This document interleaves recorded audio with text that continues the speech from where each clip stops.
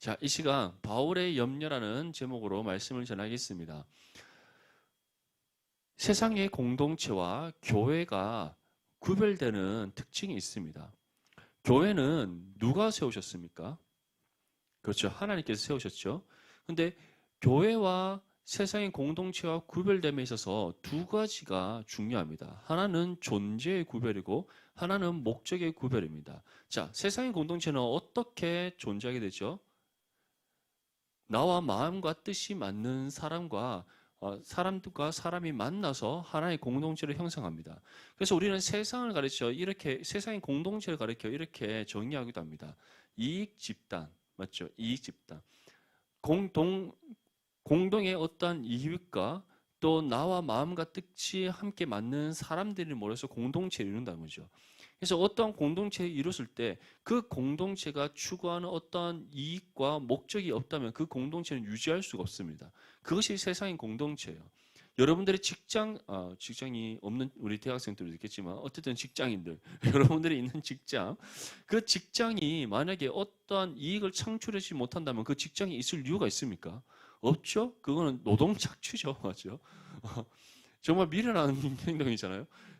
거기서 일하는데 내가 아무런 소득을 얻지 못하면 그게 왜 있죠? 맞죠? 있을 이유가 없죠. 반대로 여러분들 교회에서 여러분들이 어떤 이익을 가져다 줍니까? 이익을 가져다 주시지 않는다는 거예요. 교회는 이익 집단이 아닙니다. 그런데 왜 우리가 모였나를 우리가 생각해 봐야 된다는 것이죠. 왜 교회가 존재하는가? 결국 이 교회가 세상의 방식과 다르게 존재하는 이유는 이 교회를 세우신 이가 하나님이시고 그 하나님께서 교회를 존재하게 하신 이유와 목적이 있다는 것이죠.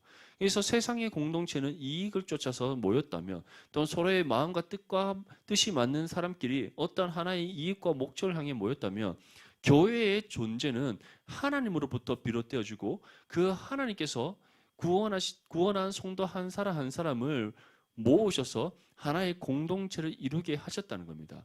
그렇다면 그렇게 우리가 아무런 이익도 가져다 주지 않고 어떤 우리의 이익 창출이 되지 않는 이 교회에 왜 우리가 함께 모여 있는가? 거기에는 하나님께서 우리를 구원하실 때 우리에게 주신 하나님의 뜻이 있기 때문입니다. 그 뜻이 무엇이죠? 하나님의 나라를 이루어가는 것, 하나님의 뜻을 이 땅 가운데 이루어가는 것, 하나님의 살아계심을 증거하는 것, 무엇보다 교회가 이 땅 가운데 존재하는 그 이유와 목적은 하나님을, 우리의 구원자 되시는 하나님을 예배하는 것이다 라는 것을 우리는 기억해야 됩니다. 하나님께서는 왜 교회를 존재하게 하셨는가? 다른 것이 아니라 하나님을 예배하도록 하시기 위해 그래서 우리 교회를 가리켜 우리는 그리스도의 몸이라고도 표현하지만 또 하나로는 예배 공동체라고 우리가 표현을 하는 겁니다. 예배 공동체 안에 여러 가지 섬김이 있습니다. 오늘 우리가 또 찬양팀이 하나님 앞에 또 찬양으로서 또 섬김이 있지만 또 리더로서의 섬김이 있고 임원으로서 섬김이 있고 그리고 여러 가지 여러분들 주신 은사를 따라서 하나님께서는 한 몸이는 각각의 지체들이 이 그리스도의 몸된 교회를 섬기게 하신다는 거예요. 그 섬김의 목적 또한 무엇을 위해서? 하나님을 예배함을 위해서 우리는 섬긴다는 겁니다. 그래서 우리는 잘 생각해 봐야 됩니다. 교회에서 어떠한 섬김을 할 때 그 섬김을 무엇을 위해서 하는지 혹시 뭐 지금부터 잘 이렇게 사람들한테 이렇게 뭐지 이목을 좀 받고 또 집중시키고 또 지금부터 어떻게 보면 사람들에게 마음을 얻어서 여러분들이 나중에 이제 결혼하고 두꺼비 같은 애들 낳고 그래서 30대고 40대가 돼서 뭐 이제 집사 되고 장로 되고 권사 되고 그러려고 섬기는 거 아니잖아요, 맞죠? 그런 거 아니잖아요. 우리가 이 교회를 섬기는 이유가 무엇입니까? 여러분들 오늘 디모데 예배 드리기 전에 1부 예배도 드리고 안 드리는 친구들도 있지만 그리고 2부 예배 때 교사를 섬기고 교사 안 섬기는데 2부 예배 안 드리는 친구도 있지만 어쨌든 또 디모데 예배까지 왔잖아요. 무슨 말인지 알죠? 왔잖아요, 오늘까지. 자, 왜 여러분들 그 아침에 일찍부터 일어나서 일부 예배 오고 교사 섬기고 또 밥도 대충 먹고 와서 찬양팀 섬기고 리더 섬기고 임원을 섬기고 왜 그렇게 합니까? 무엇 때문에? 그렇게 하면 여러분들에게 뭐 남는 게 있나요? 이익을 얻는 것이 있나요? 아니면 그렇게 하면 누군가 여러분들을 막 인정해주고 높여주고 너 정말 멋있다, 너 정말 예쁘다 뭐 이렇게 칭찬해주고 그럽니까? 그런 것도 없잖아요. 맞죠? 어떻게 보면 교회에서는 앞서 섬기면 섬길수록 가장 욕먹기 좋은 자리가 교회에서 섬기는 자리입니다. 맞죠? 오히려 섬기지 않는 사람들이 섬기는 사람들을 보면서 또 막 이렇게 비판하잖아요. 왜 그렇습니까? 왜 여러분들 그렇게 섬겨요? 그것이 우리를 구원하신 하나님의 뜻이기 때문에 그렇다는 거예요. 우리의 섬김을 통해 먼저는 하나님께 영광이 되고 또 우리의 섬김을 통해 하나님께서 세우신 이 땅 가운데 존재하게 하신 그리스도의 몸된 교회가 세워져 가게 하시고 또 우리의 섬김을 통해 하나님께 온전한 예배가 드려지도록 하시기 때문에 우리가 그 뜻에 순종하여 그 부름에 순종하여 각양각색의 모양을 따라 하나님께 주신 은사로 우리가 교회를 섬기는 겁니다. 믿습니까? 네. 그게 바로 세상의 공동체와 교회의 구별됨이라는 거예요. 세상은 나에게 이익이 주어지지 않는다면 내가 다른 사람과 함께함에 있어서 마음과 뜻이 맞지 않는다면 거기에 있을 이유가 없습니다. 그런데 우리는 동일한 하나의 부르심의 소망을 따라 모인 사람들이에요. 하나님의 나라의 소망, 오직 하나님의 영광, 그것을 위해 부름받은 사람들이고 그러한 우리가 모여서 하나님께서는 교회가 되게 하셨고 또 교회가 된 우리를 통해 하나님을 예배하게 하셨고 또 하나님을 예배할 뿐만 아니라 우리가 각 하나님께 주신 그 은사를 따라 섬김으로써 하나님께서 우리를 통해 이 땅 가운데 자신의 나라를 이루어 가신다는 거예요. 그래서 교회의 존재도 하나님의 뜻 가운데 이루어진 것이라면 교회의 존재의 목적 또한 하나님의 뜻 아래 있다는 것. 우리는 그러한 하나님의 뜻 아래 함께 모여 한 몸 이루는 교회의 공동체를 이루었다는 겁니다. 이처럼 존재와 목적에 있어서 세상의 공동체와 교회는 완전히 다릅니다. 그런데 세상의 공동체에 여러 가지 많은 문제들이 일어나듯이 교회 공동체 안에서도 문제가 일어나는 그런 아이러니가 있다는 것이죠. 여러분도 한번 생각해 보세요. 이처럼 하나님께서 존재하게 하셨고 하나님께서 자신의 나라와 또 하나님의 예배와 또 하나님의 뜻을 이루는 그 일을 위해 하나님께서 이 땅 가운데 그 목적을 따라서 교회를 세우셨는데 또 교회를 이루고 있는 그 구성원 자체도 죄 아래 같이 살아가는 죄인들이 아니라 하나님으로부터 구원받은 하나님의 자녀들이 이 교회를 이루고 있는 구성원들인데 왜 교회에 문제가 일어나냐는 것이죠. 왜 여러분들 안에서 서로 치기가 일어나고 질투가 일어나고 그로서 인해 때로는 분노하게 되고 서로 다투게 되고 분쟁이 일어나고 파벌이 생기고 왜 그러한 것들이 교회 안에서 이루어지느냐 이 말이죠. 뭐 하품하고 예배하는데 맞죠? 왜 그런 일이 생기냐는 것이죠. 그 이유가 무엇입니까? 우리가 구원의 은혜를 받은 하나님의 자녀이지만 우리 역시 여전히 무엇을 입고 있기에 연약한 육신 그리고 그러한 우리의 육신에 여전히 죄성이 남아있기 때문입니다. 그래서 우리 안에 성령께서 우리의 생각과 마음을 주장하셔서 온전히 하나됨을 이루도록 우리를 이끌어 가시지만 때로는 우리의 육신의 욕심 또는 우리의 육신의 자아로 인하여서 우리가 그 성령의 인도하심에 따라 불순종할 때가 있다는 거예요. 하나님의 뜻에 따라 우리가 교회를 세워나가기보다 때로는 나의 의가 드러날 때가 있고 내 욕심이 먼저 관찰될 때가 있고 내가 원하는 바 그 뜻을 이 교회 안에서 이루려고 하는 그런 교만의 죄가 우리 안에서 일어나게 되는 겁니다. 그래서 교회 안에서도 문제가 일어나게 되는 것이죠. 하지만 그럼에도 불구하고 왜 교회에 서고 넘어짐에 있어서 우리의 실수와 잘못이 그것에 관여하지 않게 되는가? 교회는 누구의 몸이기 때문에 예수 그리스도의 몸이기 때문에 이 교회의 주인이 우리가 아니라 하나님이시기 때문에 무엇보다 교회가 교회되게 하시는 것 또한 하나님의 은혜의 섭리이기 때문에 우리의 연약함과 우리의 부족함과 우리의 죄성으로 인해 때로는 우리가 서로 다투기도 하고 문제가 일어나고 하지만 그것으로 인해 이 땅에 세워진 교회가 무너지지 않을 수 있는 이유는 바로 하나님께서 이 교회를 지키시기 때문임을 믿을 수 있기를 바랍니다. 만약에 교회가 우리가 세운 것이라면 우리가 이룬 것이라면 우리가 가는 것이라면 우리 안에 일어나는 그 문제는 교회를 반드시 무너지게 되고 와해시켜 버릴 겁니다. 하지만 교회의 존재가 하나님으로부터 비롯되었고 그 모든 것이 하나님께서 뜻하신 목적을 따라서 우리를 부르셔서 한 몸 있는 공동체가 되게 하시기 때문에 교회에 서고 넘어짐에 대한 문제 또한 누구의 주권 안에 있다? 하나님의 주권 가운데 있다는 거예요. 하지만 그렇다고 해서 우리는 알아서 하나님께서 하시니까 우리 마음대로 해도 되나? 그런 것은 아니죠. 왜냐? 하나님의 그 뜻하신 부르심을 따라 우리가 함께 모여 한 공동체를 이루기 때문에 우리는 그 부르심을 따라 교회를 바르게 세워나가야 될 책임과 의무가 있기 때문입니다. 이 말씀을 전하는 이유가 있습니다. 이 갈라디아 교회는 최초에 처음 갈라디아 지방에서 바울을 통해서 세워졌을 때 이 교회는 아름다운 교회, 건강한 교회, 유대 그리스도인들과 이방 그리스도인들이 민족을 떠나 신분을 따라 사회적인 지위와 모든 것을 떠나서 한 몸을 이룬 아름다운 교회였어요. 근데 이 교회 안에 거짓된 가르침이 들어오고 잘못된 율법주의로 인해서 교회가 이제 흔들흔들해지기 시작하는 겁니다.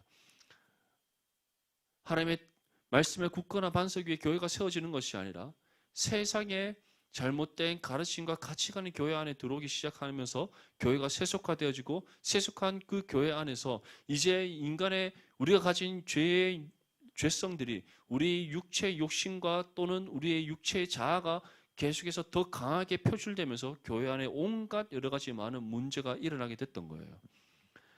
그러한 갈라디아 교회 성도들을 향해 바울은 다음과 같이 전합니다. 우리 본문 8절과 9절 말씀 함께 읽겠습니다. 시작.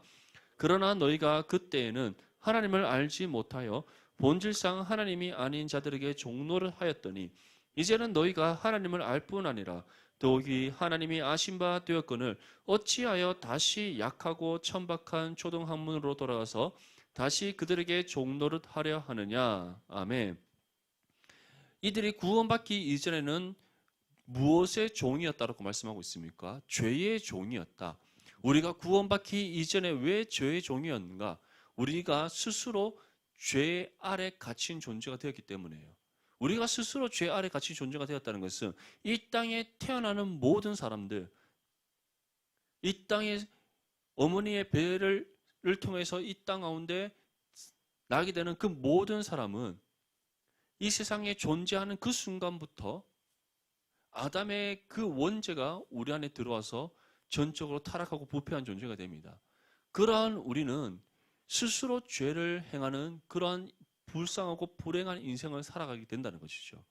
그리고 그러한 죄의 속박으로부터 우리의 수고와 노력과 우리의 방법으로는 결코 벗어날 수가 없습니다. 그래서 우리 모두는 죄 아래 갇힌 존재, 죄의 종노를 하는 존재다라고 성경은 우리에게 정의하고 있는 거예요.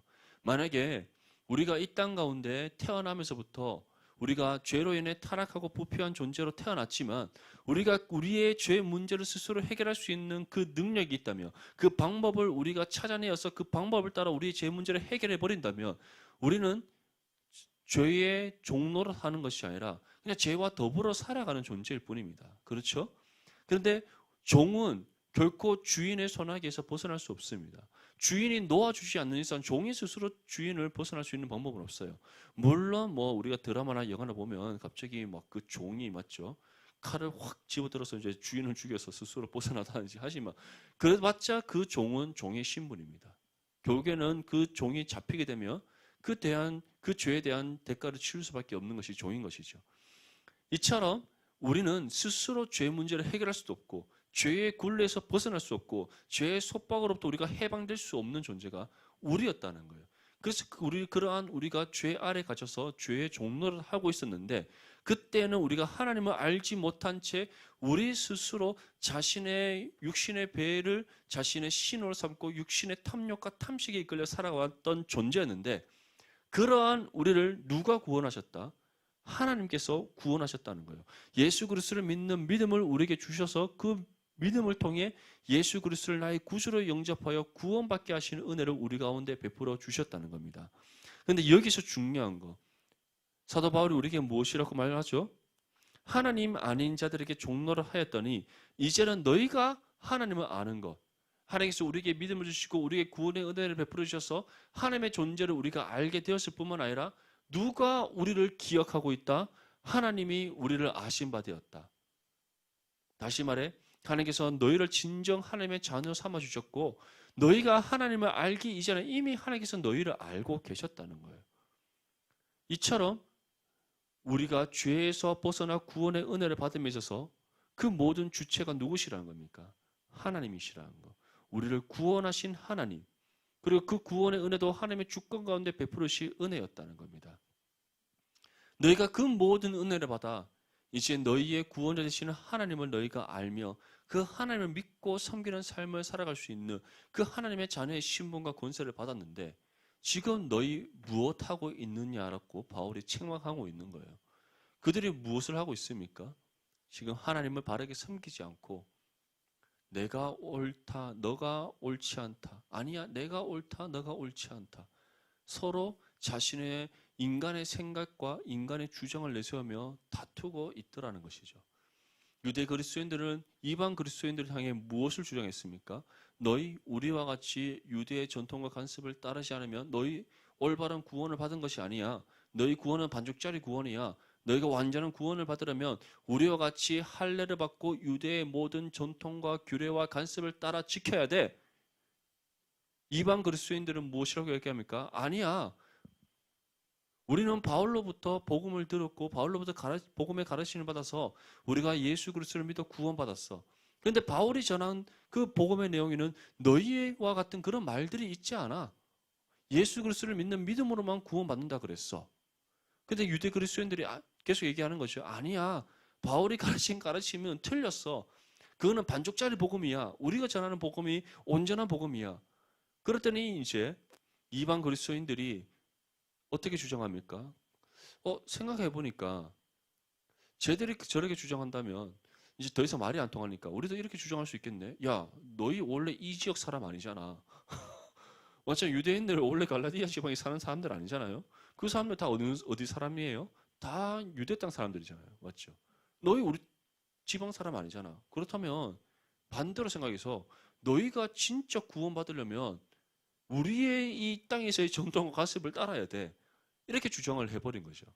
한마디로 서로가 더 옳다. 우리가 더 우선적이다. 우리의 것을 너희는 따라야 된다. 그것을 서로가 강요하고 그러면서 계속해서 그 안에서의 분쟁과 분파가 일어나고 교회가 계속해서 어려움을 겪게 되었다는 거예요. 그래서 바울이 무엇이라고 얘기합니까? 왜 너희는 하나님이 너희를 기억하신 바 되고 하나님이 너희를 먼저 알았고 그래서 하나님께서 자신의 그 예정하신 뜻을 따라 너희를 구원하셨는데 그 구원의 은혜 통해 너희가 하나님을 알게 되고 하나님을 믿고 섬기는 삶을 살아갈 수 있는 그 은혜가 주어졌는데 너희가 왜 그 모든 은혜를 망각해버리고 하나님의 그 기쁘신 뜻을 너희가 다 잊어버리고 왜 다시 천박한 초등학문 너희가 말하는 너희 스스로가 만들어 놓은 그 잘못된 전통과 관습과 규례와 옛 죄의 삶을 쫓아 돌아가는 어리석고 미련한 인생을 살아가느냐라고 바울이 지금 책망하고 있는 겁니다. 사랑하는 우리 디모데 지체들, 이것이 비단 갈라디아 교회 성도들에게만 있었던 모습이라고 할 수 있을까요? 그렇지 않습니다. 어떻게 보면 갈라디아 교회 성도들이 보여주는 이 모습이 지금 우리의 모습 속에서도 있을 수 있습니다. 그렇죠? 우리 넘치는 교회 지금 역사가 몇 년입니까? 70년. 70년 맞아요? 71년 아닌가요? 작년이 만 70년이죠. 맞죠? 올해 71년째 우리 살아가고 있잖아요. 맞죠? 이 71년이면은 한 사람의 인생을 따진다면 이제 노년의 인생이고 자신의 삶의 마지막을 준비해 가야 될 그런 시기입니다. 아주 많은 그런 세월이 흘렀다는 것이죠. 우리 교회 안에도 지금 3대가 예배를 드리는 가정도 있고 조금 더 있으면 이제 곧 4대가 예배를 드릴 것 같죠? 맞죠? 아마 내년 초쯤 되면 4대가 예배를 안 드리겠습니까? 그런 집안도 있습니다. 우리 교회는. 얼마 남지 않은 것 같아요. 그런 집도 있어요. 이 4대가 함께 예배를 드린다는 것, 3대가 예배를 함께 드린다는 것, 쉽지 않은 일이래요. 그렇죠? 저희 가족만 해도 이제 저희 아버지 때부터 믿었으면 제가 2대고 이제 우리 딸이 이제 지혜가 3대예요. 근데 우리 같이 예배 드리지 않잖아요.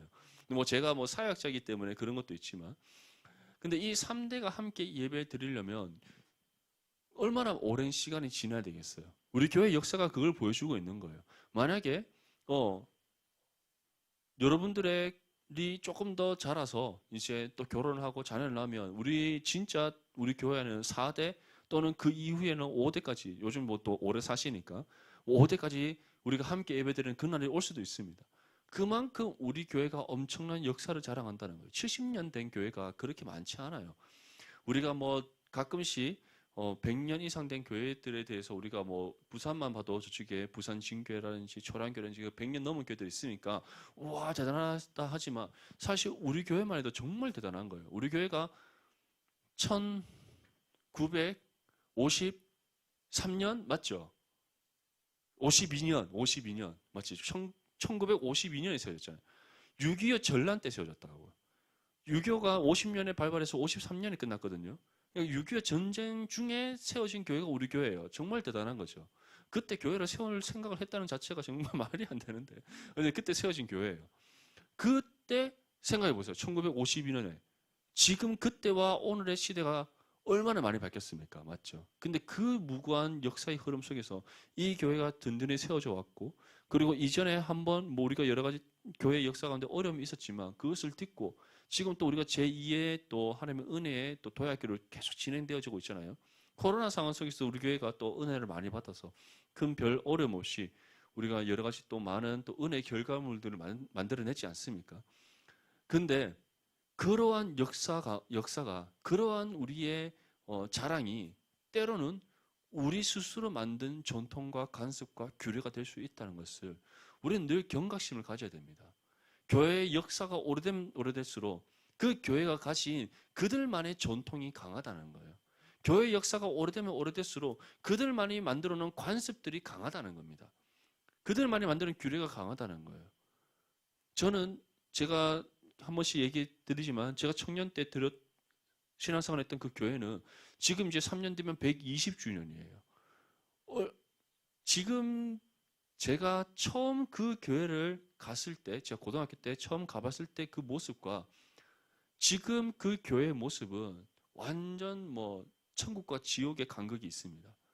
고등학교 때 처음 갔을 때는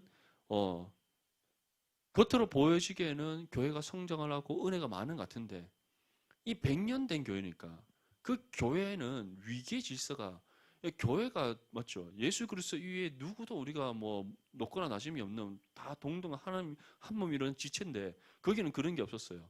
그 완전 이제 종에서부터 이제 저 위에 그 대통령까지 확실한 위계 질서를 가진 그런 교회였어요. 와, 제가 살면서 제가 고신 출신인데 고신보다 더 높은 그런 높을 곳에 그 권위 의식이 있는 교회는 제가 그때 처음 봤어요. 그렇다면 지금 그 교회는 어떨까요? 그런 거 없어요. 전혀 없습니다. 뭐 아예 여러분들이 뭐 한번 우리가 기회가 돼서 뭐 탐방을 가보면 좋긴 한데 가보면 아예 없어요. 왜 없는지 아세요? 일단은 성도 그것을 없애기 위해서 부단히 많이 노력했던 그런 서로가 함께 노력했던 것도 있지만 또 다른 하나는 그것으로 인하여서 그 교회가 많은 아픔을 겪었었기 때문이에요. 그때는 그런 잘못된 전통과 관습과 규례들이 점점 지워지고 있는 상황이었어요. 근데 그것이 한 번에 지워지지 않더라고요.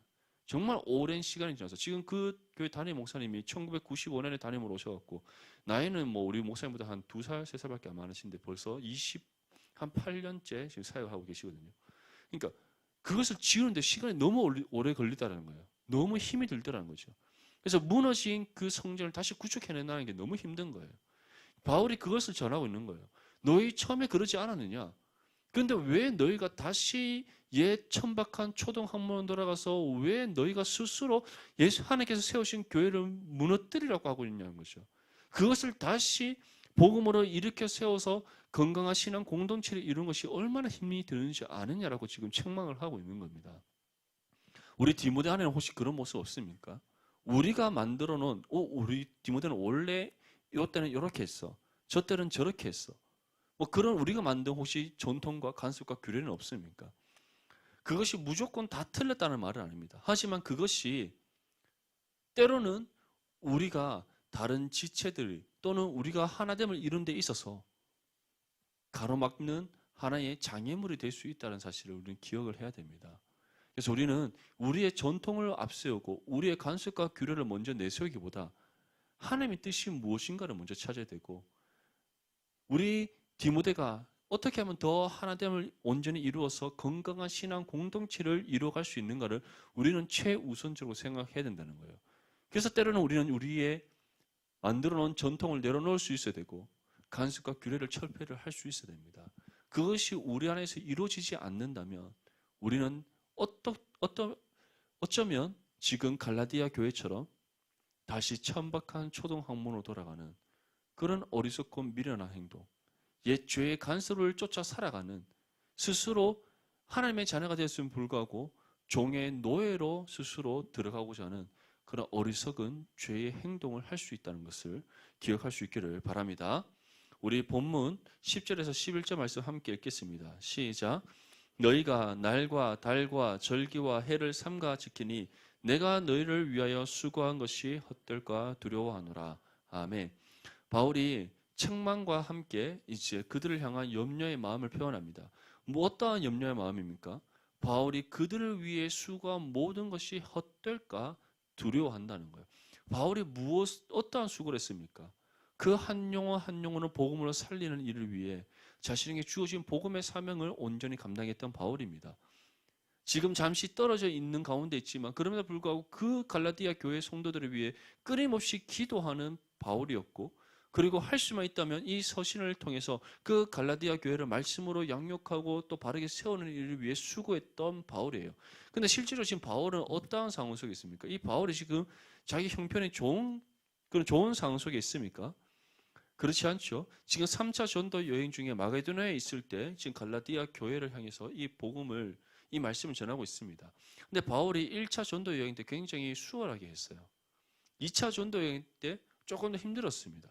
3차 전도 여행 때는 여러 가지 많은 핍박과 박해를 받았어요. 왜냐? 바울이 복음을 전하고 교회를 세워가면 세워갈수록 그 다른 이방 지역에서 바울을 경계하고, 특별히 그 흩어진 디아스포라 유대인들이 바울을 어떻게 하면 잡아 죽일까 계속해서 그 계략을 세웠기 때문입니다. 이처럼 바울이 지금 3차 전도 여행 때 마게도냐에 있을 때 그렇게 좋은 형편이 아니었어요. 어렵고 힘든 형편, 자신에게 주어진 선교의 사명을 감당하기에도 벅찬 그런 상황 속에 있음에도 불구하고 이 갈라디아 교회를 위해서 끊임없이 기도하고 말씀으로 그들을 바르게 권면하여서 하나님 보시기에 합당한 교회를 세우기 위해서 노력을 하고 있는데, 이들이 지금 어떻게 행동하고 있다는 겁니까? 천박한 초등학문, 잘못된 율법주의로 다시 돌아가고, 그리고 무엇보다도 이들이 옛 죄의 간섭, 다시 말해 우리 개인의 욕심을 쫓아 자신의 소견에 옳은 대로 행하는 그 죄를 행하더라는 것입니다. 특별히 바울이 이렇게 얘기해요. 날과 달과 절과 해를 삼가 지킨다. 예수 그리스도의 복음의 진리를 붙잡고 하나님의 뜻을 따라 순종하며 살아가야 될 하나님의 자녀된 이들이 지금 무엇을 삼가 지킨다는 거예요. 여기서 날이라는 것은 안식일, 금식일과 같은 유대인들의 그 전통입니다. 달이라는 것은 초하루, 한 달에 며칠, 이제 우리가 30일이면 3일 정도를 이제 금식하고 그들이 이제 기도하는 시간을 가지는 것인데, 그런 초하루. 절기라는 것은 우리가 초막절, 장막절, 그리고 오순절, 유월절 이런 절기들. 해라는 것은 이제 그들이 각 희년이라든지 안식년이라든지 이런 해들. 다시 말해 유대인들이 의미를 잃어버린 채, 하나님께 주신 참된 그 의미를 잃어버린 채 형식과 관습을 쫓아 지키던 이 유대의 전통들, 그들이 다시 따르더라는 겁니다. 바울의 입장에서 얼마나 안타깝겠어요.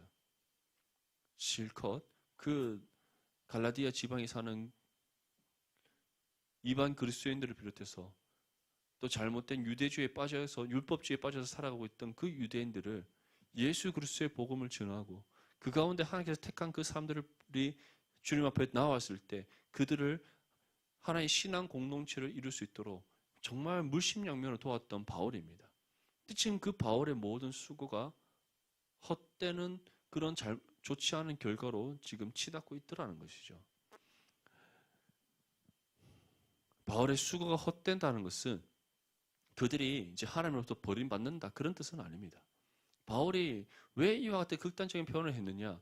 너희가 지금 그 땅에서, 갈라디아 지역에서, 이방 땅에서 예수 그리스도를 믿고 신앙 공동체를 이루어서 너희가 그 세상과 영적 전투를 해가는 것만 해도 얼마나 힘들 것인데, 왜 지금 너희 안에서 무엇이 옳고 그르냐로 싸우고 있고 또 잘못된 율법주의와 유대주의를 따라가면서 너희 스스로 신앙 공동체를 무너뜨리고 있느냐라고 얘기하는 거예요.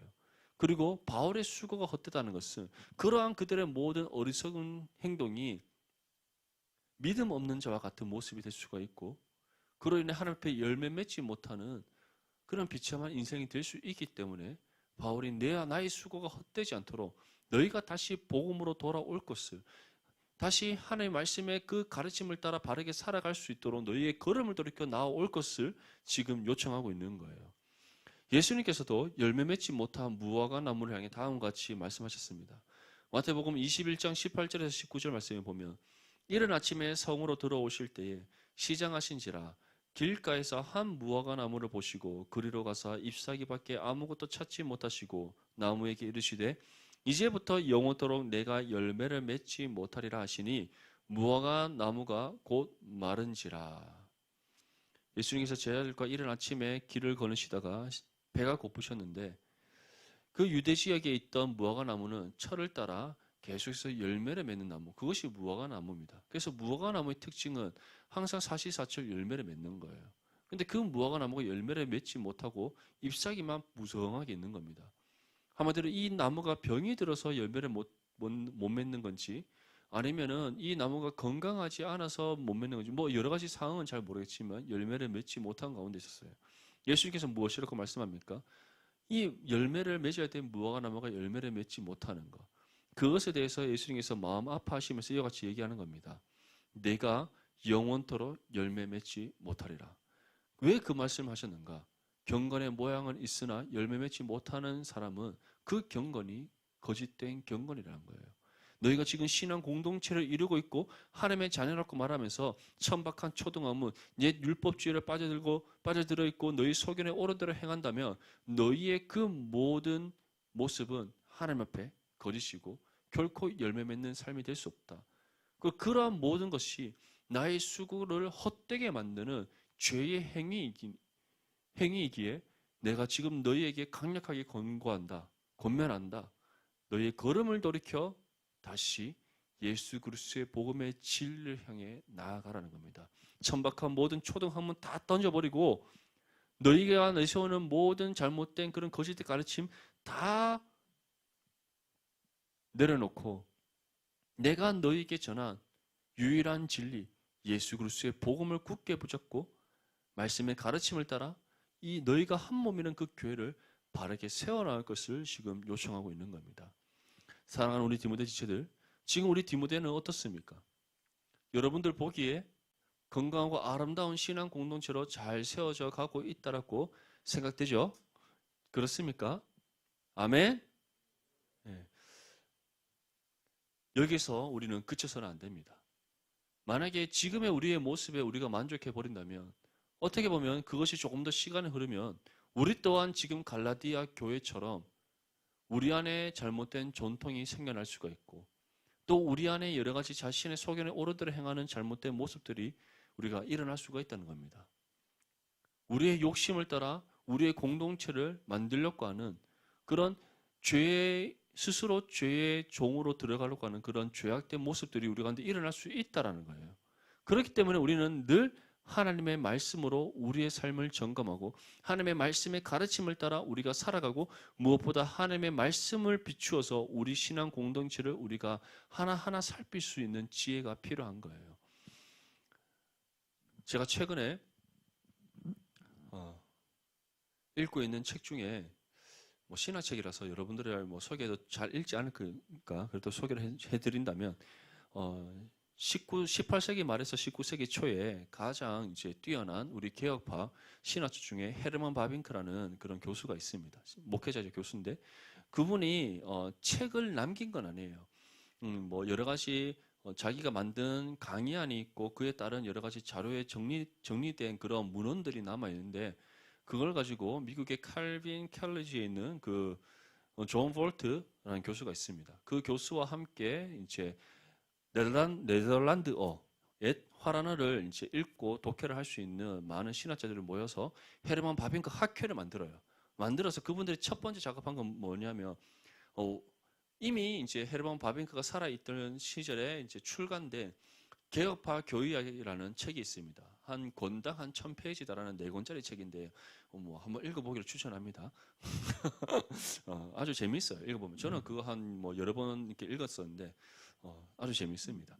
하여튼 그 책 읽어보면 이제 우리 뭐 계시관 그다음에 성경 뭐 여러 가지 뭐 인간론, 신론 뭐쭉 이제 그런 교리에 대한 책이고 이제 출간되지는 않았지만 학생들을 가르치기 위해서 이제 강의안을 만들었고 그에 따른 여러 가지 자료들을 딱 이제 수집을 해놨었는데 헤르만 바빙크가 그것을 이제 활용하지 못하고 이제 생을 마감합니다.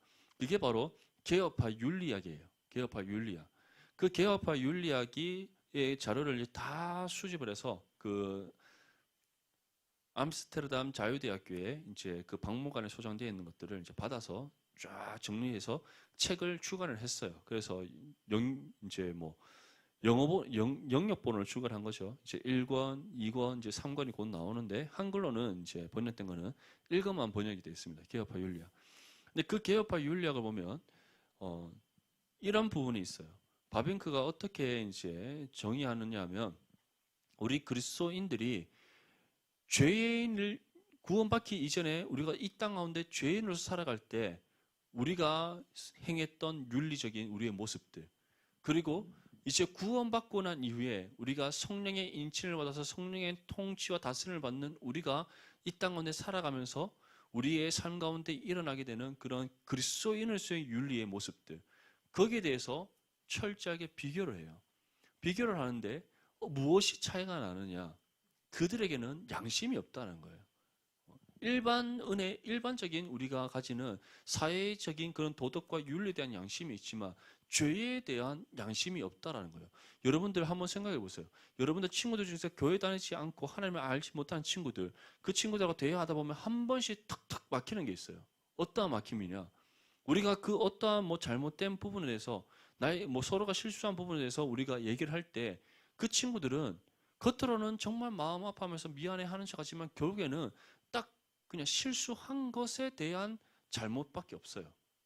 거기에 대한 미안함밖에 없어요. 근데 우리 그리스도인들은 그냥 친구와 나와의 사건에 의한 그 실수에 대한 미안한 마음을 넘어서서 우리는 어떠한 마음을 가지죠? 그 친구의 영혼에 대한 미안함을 가진다는 거예요. 그게 왜 다른지 아세요? 그들은 영혼의 존재에 대해서 자각을 하지 못해요. 근데 우리 그리스도인들은 영혼의 존재가 있음을 믿잖아요. 우리에게도 새로운 우리의 영혼이 하나님의 형상으로 회복되어지고 우리에게 새로운 생명이 주어졌음을 우리는 믿잖아요. 그렇죠? 그렇기 때문에 우리는 사람과 사람의 관계 속에서도 무엇을 안다? 우리는 한 사람에 대해서 그냥 인격을 생각하는 것이 아니라 그 인격 안에 깃든 영혼을 생각한다는 거예요. 근데 세상에 속한 사람들은 그것을 알지 못하기 때문에 그냥 인격과 인격, 사건과 사건, 일과 일적인 부분으로 사람을 대할 수밖에 없다라는 거죠. 그래서 우리는 그 하나님을 알지 못하고 믿지 않는 그 사람들과 대화하고 더불어 살아갈 때 가끔씩 우리 안에 답답함이 밀려오고 또는 풀리지 않는 그런 마음에 그런 숙제가 생기는 이유가 바로 이러한 부분이라는 거죠. 제가 왜 이 얘기를 하느냐? 우리 신앙 공동체 안에서 이러한 선한 하나님께 주신 신앙의 양심이 늘 살아 있어야 됩니다. 이 신앙의 양심이 죄로 인해 묻어지고 묻어져서 더 이상 이것이 기능을 제대로 발휘할 수 없게 될 그런 지경까지 이르게 될 때 우리 공동체는 정말 심각한 상황 속에 있다는 거. 지금 서고 넘어짐의 문제에 아주 중요한 기로에 서 있다라는 그런 하나님의 심판의 경고라는 사실을 우리는 기억을 해야 된다는 거예요. 그런데 여러분들 지체 한 사람 한 사람이 하나님의 말씀 가운데 우리가 신앙의 선한 양심을 따라 바르게 반응을 하고 또 그 반응을 따라서 우리가 바르게 실천하여서 우리를 이 디모데 공동체를 끊임없이 하나님의 말씀의 그 진리를 따라 기억해 나갈 때 우리 디모데 공동체는 더욱더 아름다운 신앙 공동체로 세워질 수 믿습니다. 하나님 보시기에 아름다운 공동체로 세워질 뿐만 아니라 우리가 정말 이 세상 가운데 새로운 공동체의 대안으로 제시되어지고 하나님의 영광을 나타내는 믿음의 공동체가 될 줄 믿습니다. 아멘. 우리 모든 디모데 지체들이 이처럼 갈라디아 교회 성도들처럼 천박한 초등 학문이나 우리가 옛 죄의 관습을 따라가는 어리석고 미련한 그런 삶의 모습을 보이는 것이 아니라 언제나 우리의 신앙의 선한 양심이 살아 움직여서 하나님의 말씀을 따라 우리 디모데를 바르게 세워나가고 이를 통해 하나님 앞에 귀하게 쓰임받는 신앙 공동체를 이룰 수 있기를 축복합니다.